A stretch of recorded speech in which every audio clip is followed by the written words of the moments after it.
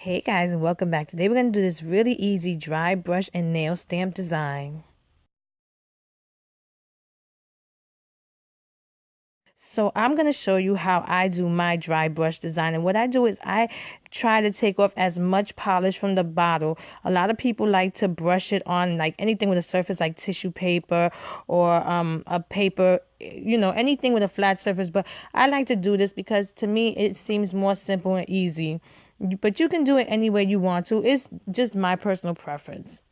Then what I'm going to do is on the bottom of my nails, I'm going to apply pink polish. And then on the top, I'm going to apply the orange.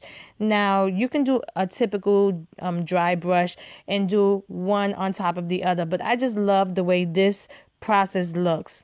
Now, once I added the pink, I added too much. So what I did was, if you don't want too much of the color, you can add the base color, which is this beige color on top, just to give it a differential in the colors.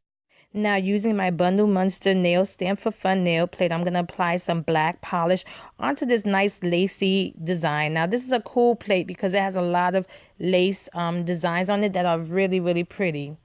And I thought that by adding this design on top of the dry brush, it just brought the whole thing together. It kind of brought out more of the color and it looked really, really cool together. Then I removed the liquid latex, cleaned around my nails, and applied a quick dry top coat. I hope I made this video really easy and simple for anyone to recreate. And here's a finished look. If you like this video, please give it a thumbs up and subscribe to my channel to get updates on when I upload new videos. And check out my Instagram at Funwithmynails to see more of my nail art. Thanks so much for watching. See you next time.